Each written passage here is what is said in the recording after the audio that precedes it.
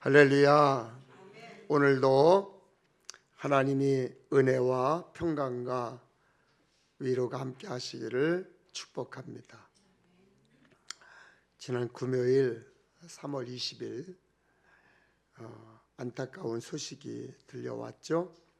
대전의 자동차 부품 공장이 화재가 났는데 14명이 사망하고 많은 분들이 다쳤습니다. 고인들의 명복을 빌며 유가족들에게 주님의 위로가 함께 하시기를 빕니다. 좀 이런 소식들이 안 들려왔으면 좋겠는데 늘 들려와서 마음이 복잡하고 무겁기도 합니다. 또 한편으로는 2025년 세계 행복 보고서가 나왔는데 영국 옥스퍼드 대학의 웰빙 연구센터, 또 여론조사 기관인 갤럽, 또 유엔이 이제 함께 발표를 했는데 경제, 복지, 건강, 자유, 부패 정도 등을 따져서 행복 지수를 산출했어요. 세계에서 가장 행복 지수가 높은 나라는 핀란드였습니다. 또 가장 행복 지수가 낮은 나라는 아프가니스탄이었습니다. 그럼 우리나라는 어느 정도가 될까요? 조사한 나라 중에 58위였습니다. 우리도 사는 게 참 힘들고 어렵다고 느끼는데 조사에 의하면 우리보다 더 어렵고 힘들게 사는 나라들이 참 많구나라는 생각이 들었습니다. 그런데 문득 그 조사 보고서를 보다가 우크라이나 사람들의 행복 지수는 어떨까라는 궁금증이 발동을 했어요. 그래서 이제 여러 자료를 찾아보니까 우크라이나는 111위였고 러시아는 66위였습니다. 그러니 지금 전쟁 중인 이란과 주변의 국가들은 얼마나 힘들까라는 생각이 들었어요. 거의 지옥에 가까울 것입니다. 그런데 성경이 말하는 행복은 너를 지옥으로 몰아넣고 얻는 행복은 행복이 아니다라고 말합니다. 다른 이들을 힘들게 하고 얻는 행복은 행복이 아니죠. 이 고통이 가득한 세상에 행복을 이루기 위해서 예수님은 죽음이 기다리고 있는 예루살렘을 향해서 걸어가셨습니다. 사순절은 그 예수님의 마음을 헤아리면서 어려운 이들과 함께 하는 절기예요. 어려운 이들과 함께 하는 절기. 저는 사순절을 보내면서 묵상하면서 종종 이런 생각을 합니다. 예수님께서 지금 다시 오신다면 누굴 찾아가실까? 어디를 찾아가실까? 지금 우리 주변에는 지옥 같은 어둠 속에 있는 이들, 미래를 내다볼 수 없는 이들이 진짜 많습니다. 사는 것 같지만 사는 게 아니에요. 행복한 것 같지만 행복하지 않아요. 그런 이들이 정말로 많습니다. 그들 곁에 우리가 다가가 함께 걸어줄 수 있다면, 그들 곁에 우리가 다가가 옆에 있어줄 수 있다면 정말 좋겠다라는 생각이 듭니다. 지난 주일에는 하나님 마음에 맞는 사람에 대해서 말씀을 나눴습니다. 외모보다 중심을 보시는 하나님의 마음에 맞는 크리스찬이 되기를 주님의 이름으로 축복합니다. 오늘은 바디메오의 이야기로 은혜를 나누고 싶습니다. 본문은 예수님께서 제자들과 그를 따르는 큰 무리들과 함께 여리고를 떠나실 때 있었던 일입니다. 이 사건은 얼마나 중요한 사건인지 공간 복음인 마태, 마가, 누가 복음에 모두 기록되어 있습니다. 바디메오라는 맹인이 길가에 앉아 구걸하고 있었습니다. 그는 보지는 못했지만 지나가는 사람들의 이야기는 들을 수 있었습니다. 바디메오는 여느 때처럼 구걸하는 자리에 앉아 있었습니다. 그때 갑자기 놀라운 소식이 그에게 들렸습니다. 나사렛 예수가 그가 구걸하는 그 거리를 지나간다는 소리였습니다. 바디메오는 예수님이 일하신 사역 소식을 많이 듣고 알고 있었습니다. 예수님이 전하신 천국과 영생에 대한 말씀, 예수님의 베푼 사랑, 예수님이 이루신 기적, 여러 가지 사역들을 앞은 보지 못하지만 귀로 들을 수 있었습니다. 그러니 그 소식을 잘 알고 있었겠죠. 바디메오는 그런 예수님을 얼마나 만나고 싶었을까요? 그 마음속에는 나도 눈을 보지 못하니까 예수님이 오셔서 고쳐주셨으면 좋겠다. 그러면 내가 맹인으로 길가에 앉아 구걸하지 않아도 될 수 있지 않겠는가. 이 지긋지긋한 가난에서 벗어날 수 있지 않겠는가라는 기대감이 있었을 거예요. 로마서 10장 17절에 이런 말씀이 있습니다. 그러므로 믿음은 들음에서 생기고 들음은 그리스도를 전하는 말씀에서 비롯됩니다. 믿음은 들음에서 나며, 바디메오는 사람들이 지나가면서 하는 얘기를 자꾸 듣다 보니까 믿음이 생긴 거예요. 마가복음의 핵심 중 하나는 들음입니다. 들음. 하나님의 말씀을 듣는 거예요.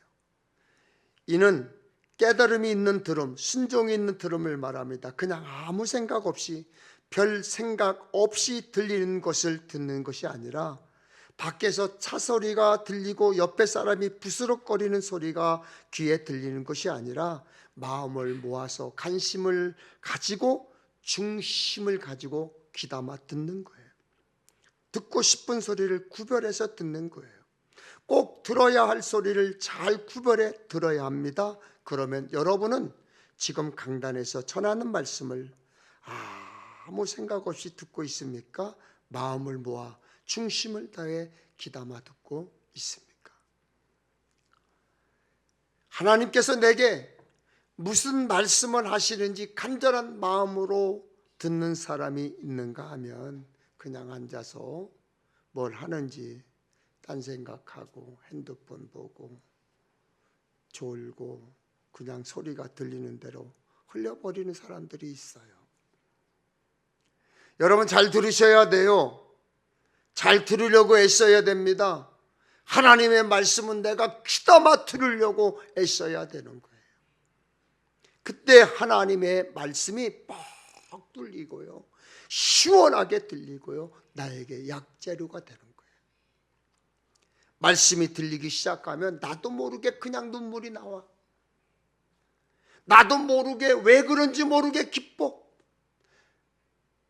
다른 사람들은 고난이라고 얘기하고 다른 사람들은 싫다고 하는 그것들이 감사가 돼요.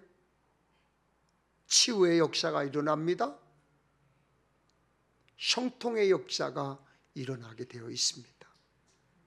신명기 11장에 그러죠.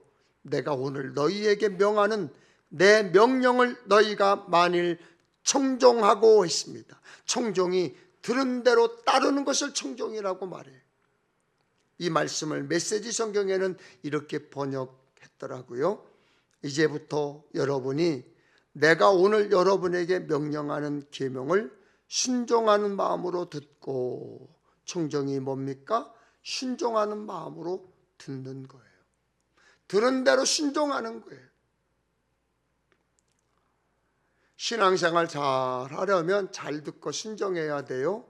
여러분 하나님께 신앙생활 잘 하면서 축복받고 싶습니까? 들은 말씀을 들은 대로 순종하면 돼요. 목사가 무엇을 말하면 믿음이 있는 것처럼 그러죠. 목사님, 기도해 보겠습니다. 꼭 믿음이 있는 것처럼 보이죠. 그럼 뭔가 좀 멋져 보이고 믿음이 좋은 것처럼 생각되십니까? 그런데 기도해 보겠습니다 라는 그 말 뒤에는 이미 불순종의 답을, 그렇게 하지 않겠다는 답을 정해놓고 그럴 듯 자기 생각을 포장해서 말하는 거예요. 그래서 저는 기도해 보겠습니다 라고 말하는 것 믿지 않습니다. 그 사람 절대로 신뢰하지 않습니다.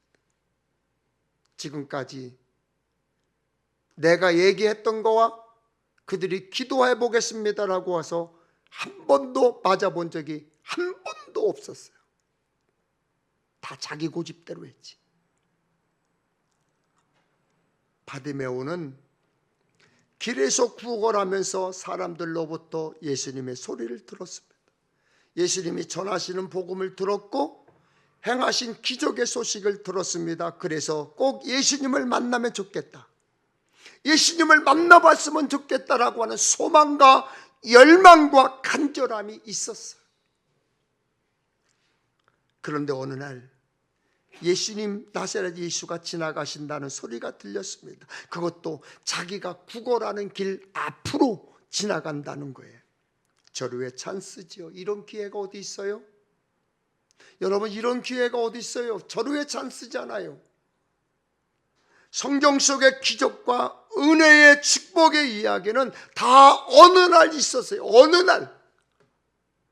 그 어느 날이 여러분에겐 오늘일 수도 있고, 그 어느 날이 여러분에겐 지금일 수도 있고, 그 어느 날이 여러분에게는 일하는 때가 될 수도 있고, 그 어느 날이 여러분에게는 공부하는 그 시간이 될 수 있어요.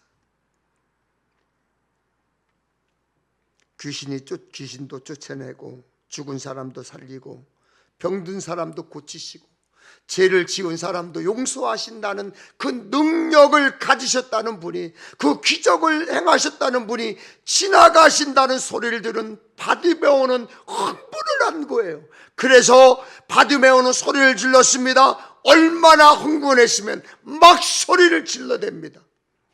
마가복음 10장 47절에 다윗의 자손 예수여, 나를 불쌍히 여기소서.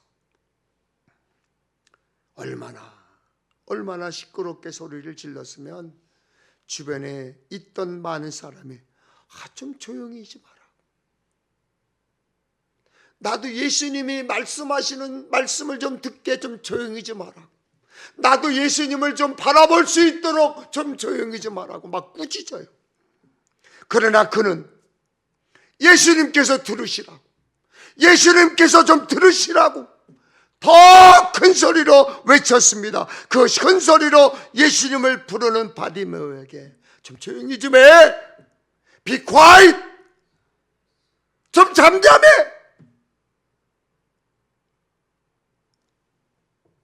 성경을 보면 바디메오가 부른 예수님 이름 앞에는 무엇이 붙어요? 다윗의 자손이 붙어 있습니다. 일반적으로 사람들은 예수님을 목수의 아들 예수, 아니면 나사렛 사람 예수로 생각하고 말하죠. 바디메오도 지나가는 분이 나사렛 예수라고 들었습니다. 이 말이 뭐예요? 평택에 사는 배종갑이라는 거하고 똑같아요. 그런데 바디메오는 그렇지 않고 나사렛 예수여라고 부르지 않고 다윗의 자손 예수여라고 불렀습니다. 하나님의 아들, 구세주, 메시아이신 다윗의 후손으로 예수님을 부른 거예요. 사실 요즘은 예수님을 아는 사람들 정말 많아요.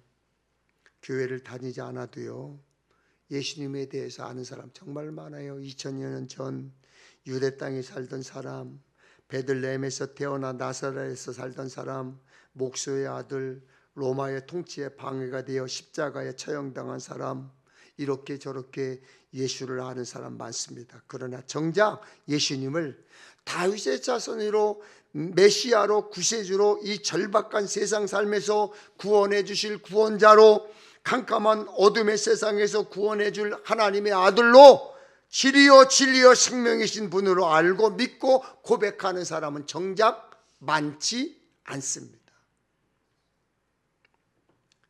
바디메오는 큰 소리로 소리질러 자신의 믿음을 드러냈어요. 믿음을 드러냈습니다. 당신은 다윗의 자손 예수여, 메시아인 예수여라고 자신의 믿음을 고백했습니다. 믿음은 드러내고 인정하고 고백이 동반되어야 합니다. 그렇지만 예수님을 만나고 싶은 바디메오의 열망은 그렇게 쉽게 이루어지지 않았어요. 눈뜬 사람, 예수님 곁에 있는 사람, 예수님을 따르는 사람, 예수님을 잘 알고 있는 사람들이 바디메오의 열망과 믿음을 꾸짖었어요. 잠잠하라고.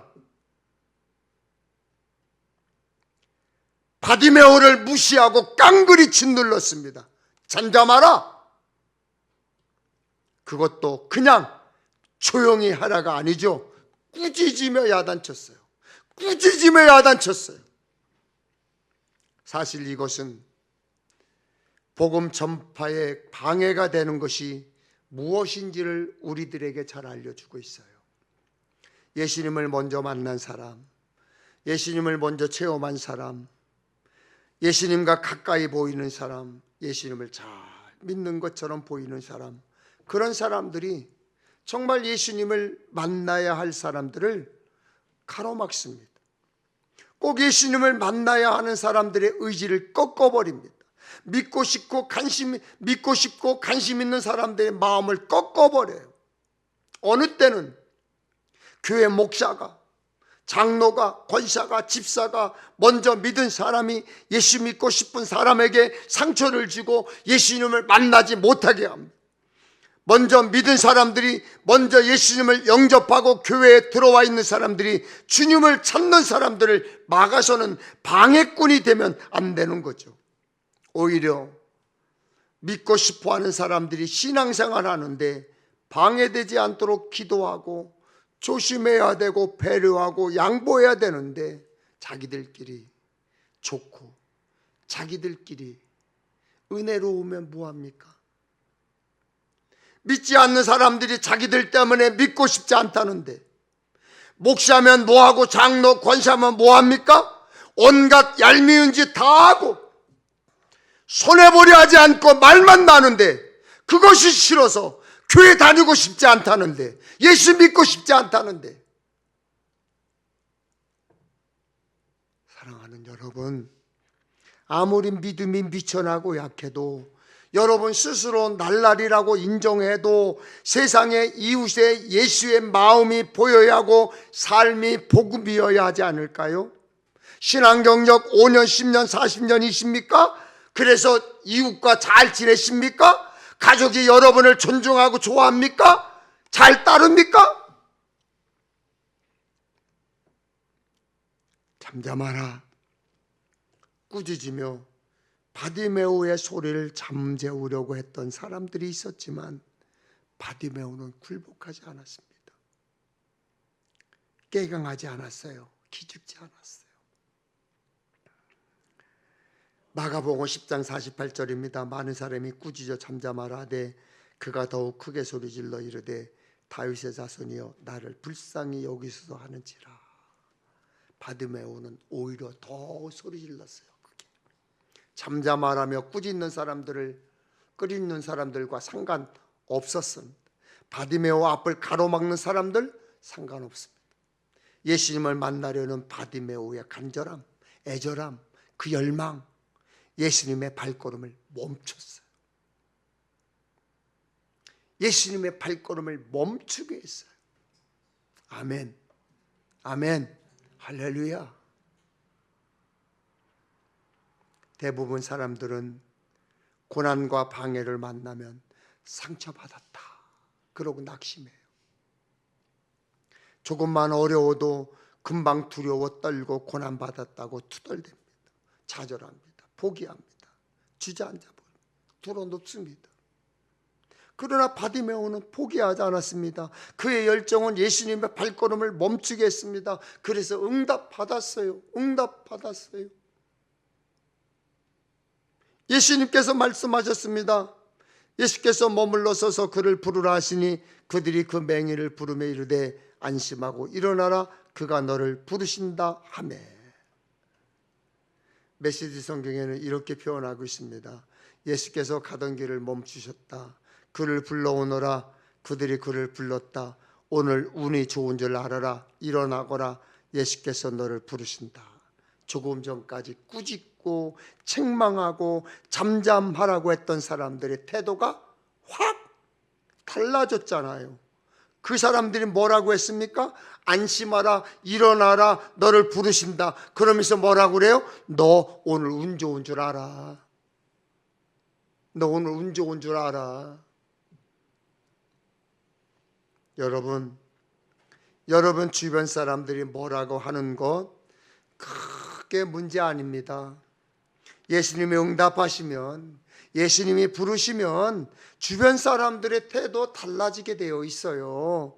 그러므로 우리는 사람들의 비난에 주저앉으면 될까요? 안 됩니다.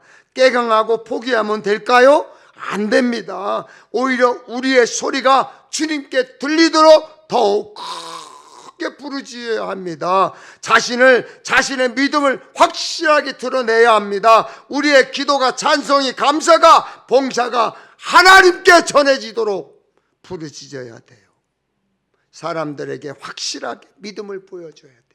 나는 크리스천이다. 나는 평택 엘림교회 성도다. 여러분들은 크게, 자랑스럽게, 담대하게 나는 예수 믿는 사람입니다. 고백하고 인정해야 돼요.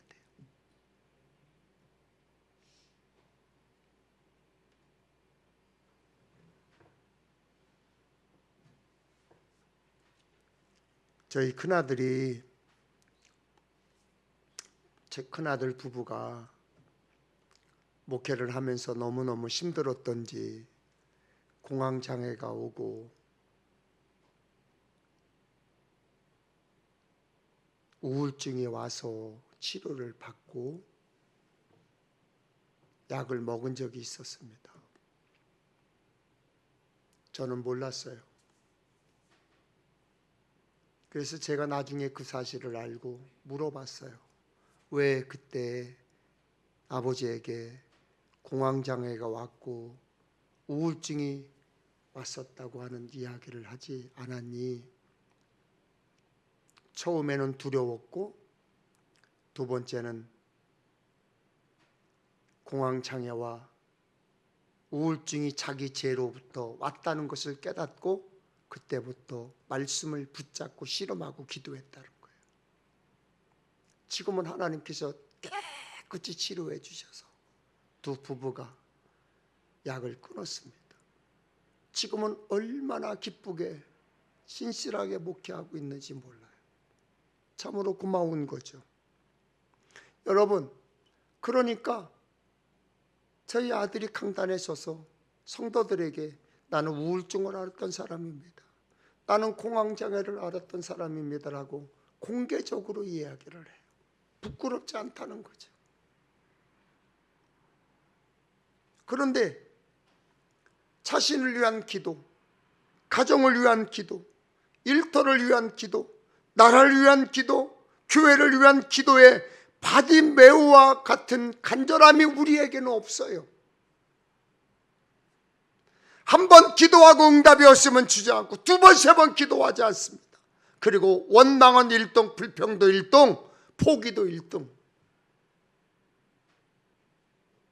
내가 잘 되는 것을 원하면서도 기도하지 않아. 우리 자녀가 잘 되기를 원하면서도 기도하지 않아. 우리 가정이 평안하기를 원하고 행복하기를 원하면서도 기도하지 않아요. 한 번 정도는 하셨겠죠. 그러나 응답이 없다고 생각하면 그냥 포기해버리고 멈춰버립니다. 바디메오는 예수님께서 자신을 부르신다는 소리를 듣고 어떻게 반응했어요? 맹인이 겉옷을 내버리고 뛰어 일어나 예수께 나아오거늘. 당시에는 지금과 같이 겉옷이 입은 것의 전부였어요. 맹인이니까, 더더군다나 거지였으니까. 바디메오에게 겉옷은 어떤 의미일까요? 재산 목록 1호예요. 어찌 보면 가장 중요한 거예요. 하지만 그 겉옷이 예수님을 만나는데 방해가 되고 짐이 되고 거추장스러웠기 때문에 바디메오는 가감히 벗어던지고 주님께 다가갔습니다. 바디메오는 주님이 부르심에 기뻐 겉옷을 벗어던진 것입니다. 천재 인류의 기회를 잃을 수가 없었던 거죠. 여러분, 예수님을 만나는 찬스 잃어버리면 안 돼요. 하나님 앞에 축복받는 찬스 잃어버리면 안 돼요. 하나님의 응답의 기회, 찬스, 천재 1호, 이거 놓치면 안 돼요. 그런데 여러분 어떻습니까? 우리는 어때요? 자기 만족의 겉옷, 판단의 겉옷, 체면의 겉옷, 자기 기준의 겉옷, 자존심의 겉옷 벗어던지지 않잖아요. 하나님께 예배하는 자리, 찬양하는 자리, 예수님을 만나기에 거추장스럽고 꺼리낌하여 벗어던져야 하는 옷옷 그냥 그대로 입고 있잖아요. 여러분에게 하나님 앞에서 가감하게 벗어던져버려야 할 겉옷은 없었습니까? 없습니까? 히브리서 12장 1절 2절입니다. 모든 무거운 것과 얽매이기 쉬운 죄를 벗어버리고 인내로서 우리 앞에 당한 경주를 하며 믿음의 주여 또 온전하게 하시는 이인 예수를 바라보자. 예수님의 부름을 받고 겉옷을 던지고 뛰었던 바디메오처럼 우리 삶에 벗을 것, 무거운 것, 얽매이기 쉬운 죄를 벗어버리고 예수님을 만나야 돼요. 예수님을 바라봐야 돼요. 예수님의 마음을 품어야 돼요. 예수님께서 바디메오에게 물으셨습니다. 내게 무엇을 하여 주기를 원하느냐? 네 기도가 뭐냐? 너 뭐 원해?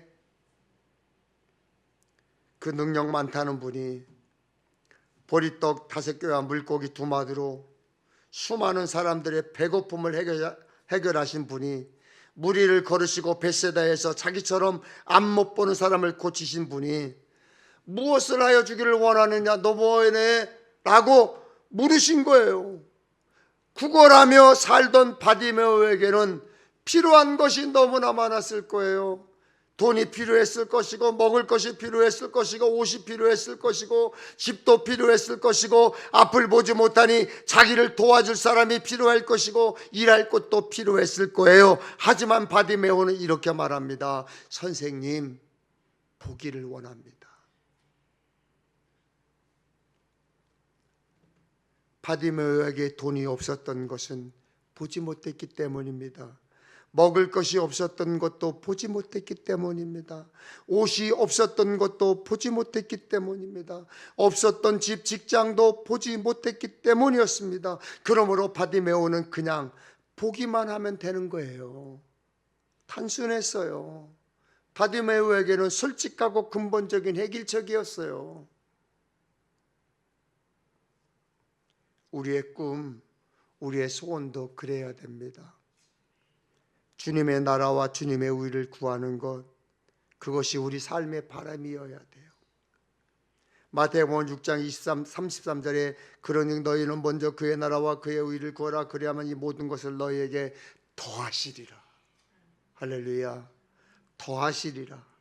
그런데 대부분의 사람들은 내가 원하는 이 모든 것이 먼저 해결되어야 주님의 나라와 주님의 의를 구하겠다고 말합니다.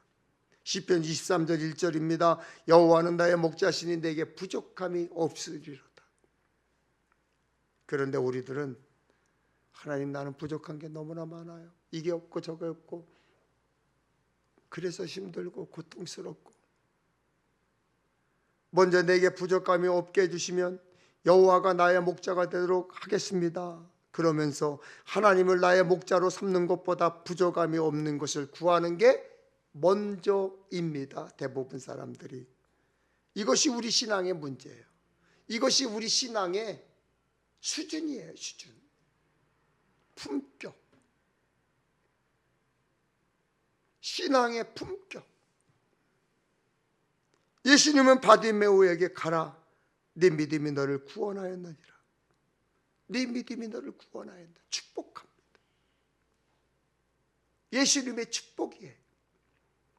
그리고 바디메오는 예수를 따르는 사람, 주님과 동행하는 사람이 되었습니다. 우리도 믿음의 소리를 들으려고 해야 돼요. 우리의 목소리를 들려드리는 삶이 되어야 돼요. 고난과 방해의 장벽이 있더라도 낙심하지 말아야 돼요. 예수님의 초청에 겉옷을 벗어버리고 던져버리고 달려가야 돼요. 예수님과 우리의 관계에 방해가 되는 겉옷은 벗어버리고 응답의 기쁨을 누리는 복된 삶의 주인공이 되기를 주님의 이름으로 축원합니다. 우리는 너무 잘나서, 너무 대단해서, 체면 때문에, 자존심 때문에 버릴 것을 버리지 못하고, 예수님을 불러야 하는 순간에 부르지 못하고, 사람들이 좀 뭐라고 하면 깨갱거리는 경험이 많이 있습니다. 사람들이 옆에서 쏘곤쏘곤하면 그런가 보다. 그리고 홀라당 넘어가요. 여러분, 힘이 들고 어려워도 괴로운 일이 많아도 주님의 얼굴을 바라보고 주님을 향해서 소리치고, 주님 날 좀 봐주세요. 주님 날 좀 봐주세요. 나 좀 만나주세요. 내 안타까운 소리 좀 들어주세요.